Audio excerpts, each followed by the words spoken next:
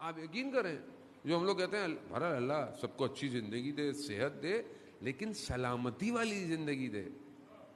خود امام سجاد علیہ الصلوۃ والسلام ارشاد فرماتے ہیں اللہم صلی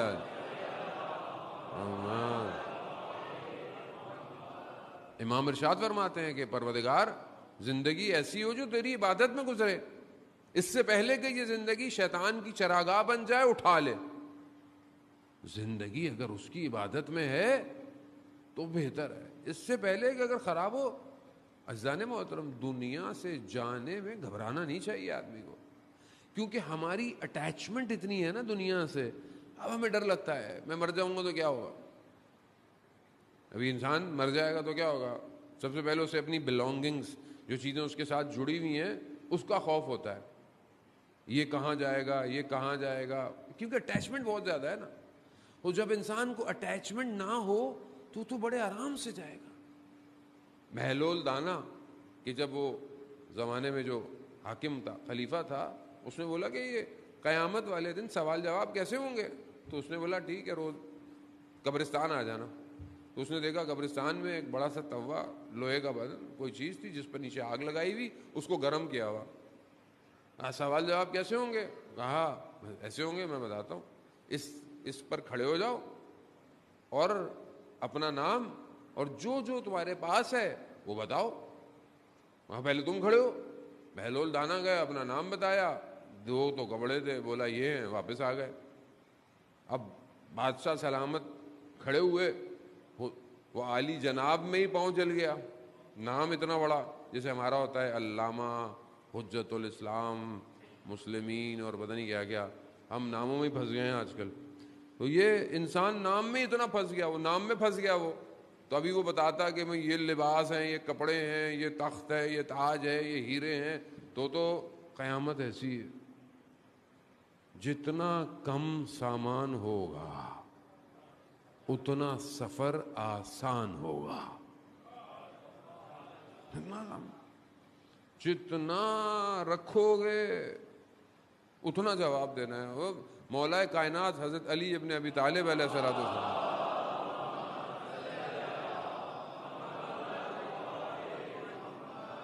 امام کیا فرماتے ہیں کہ تعجب ہوتا ہے اس دنیا میں جس کے حلال میں سوال اور جس کے حرام میں عذاب. مطلب حلال کمائیں گے تو سوال جواب دینا ہے آپ کو، بھائی کیا کمایا، کہاں رکھا. اور حرام کمایا تو عذاب ہی عذاب ہے. کیا آدمی زندگی میں اتنی ٹینشن لے کے گھوم رہا ہے؟ اس کا مطلب یہ نہیں کل سے گھر جائیں بولے میں نے تو کچھ بھی نہیں کرنا. مولانا صاحب نے بولا ایسا کچھ نہیں ہے. آپ کو زندگی گزارنی، کیونکہ یہ زندگی وسیلہ ہے آخرت تک جانے کا. لیکن دل نہیں لگانا، دل نہیں لگائیں. اب جوان تو ماشاءاللہ بیٹھے ہوئے اتنی جلدی دل لگاتے ہیں کہ بس اب کیا کہیں ان جوانوں کو. اتنی جلدی دل لگتا ہے اتنی جلدی دل ٹوٹتا بھی ہے. کیونکہ اصل میں یہ پتہ نہیں ہے نا کہ دل لگانا کہاں ہے. وہ ایک شخص اسی طرح جوان تھا، عاشق تھا کسی کا. رات برف گر رہی تھی، کھڑکی کھول کر صرف اس لیے کھڑکی پہ بیٹھا رہا کہ محبوب شاید کسی لمحے اپنی کھڑکی پہ آئے گا. رات گزر گئی، برف میں یخ ہو گیا. کچھ دیر بعد صبح صادق ہوئی تو مسجد سے آواز آئی. تو اس نے دیکھا کہ کچھ عاشق معشوق کی طرف گھروں سے نکل رہے ہیں. تو اس نے کہا کاش میں اس عشق میں رات بیٹھا ہوتا، اولیاء خدا ہو جاتا. عزیزان محترم، میں زیادہ بہرحال آپ کا وقت نہیں لوں گا. عزیزان محترم، بس ایک وہ حضرت موسیٰ علیہ السلام، آپ کو پتہ ہے اللہ کے کتنے پیارے نبی ہیں، کلیم اللہ ہیں. قرآن بھی کہتا ہے حضرت موسیٰ نے خدا سے کیا کہا؟ ارے نہیں، میں آپ کو دیکھنا چاہتا ہوں. خدا نے کیا کہا؟ لن ترانی، تم مجھے نہیں دیکھ سکتے. پھر بھی حضرت موسیٰ نے کہا بھائی دیکھنا ہے، اور اپنے لوگوں کو بھی لے کے گئے. خدا نے کیا کیا؟ تجلی کوہ طور پر دی، سب بے ہوش ہو گئے. بے ہوش نہیں، وہ مر گئے. وہ جو ساتھ تھے نا وہ مر گئے. حضرت موسیٰ بے ہوش ہو گئے. جب ہوش میں آئے دیکھے تو مرے پڑے. تو کہا پروردگار اگر یہ مر گئے تو میں واپس جا کے جواب کیا دوں گا؟ یہ بولیں گے مار دیا، پر ان کو زندہ تو کرے. اب یہ جو ایک بہرحال میں اس کی تفسیر میں یا کسی اور میں نہیں جاتا، بس میں ایک مفہوم آپ کی خدمت میں عرض کرنا ہے. یہ جو کہا کہ میں دیکھنا چاہتا ہوں، تو ایک شاعر وہ کہتا ہے کہ جب کلام کر سکتے تھے تو دیکھنے کی ضرورت تھی ہی نہیں. جب آپ اس سے کلام کر سکتے تھے تو دیکھنے کی ضرورت، اصل کلیم اللہ جب کلام ہو رہا ہے تو یہ بات ہی نہیں کرنی چاہیے تھی کہ مجھے دیکھنا ہے.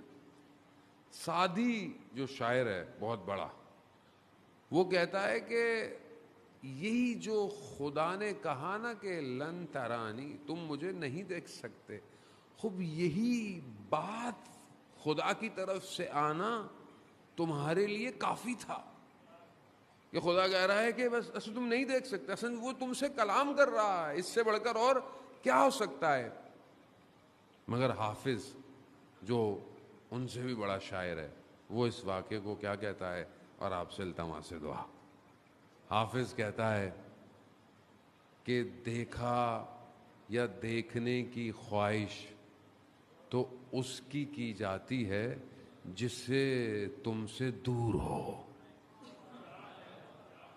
دیکھنے کی خواہش، ارانی میں دیکھنا چاہتا ہوں، کہا دیکھنے کی خواہش تو اس کے لیے کی جاتی ہے جو دور ہو تم سے. وہ تو شہرک سے بھی زیادہ قریب ہے، اسے دیکھنے کی خواہش کیوں؟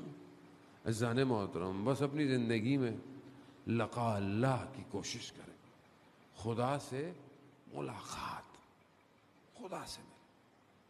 شب عاشور مسلم نے اور سجا مسکرا رہے ہیں. پوچھا یہ رات مسکرانے کی نہیں ہے؟ کہا میں اس لیے مسکرا رہا ہوں کہ میری اور خدا کی ملاقات میں چند ساعتوں کا فاصلہ ہے. کوئی ملاقات ہے. انسان اللہم ارن الطلعۃ الرشیدہ، پروردگار مجھے وہ رخ زیبا دکھا، یعنی میرا امام مجھے دکھا. اب یہ انسان کے اندر خواہش ہونی چاہیے جانے موت. بس یہی خواہش روز عاشورہ آہستہ آہستہ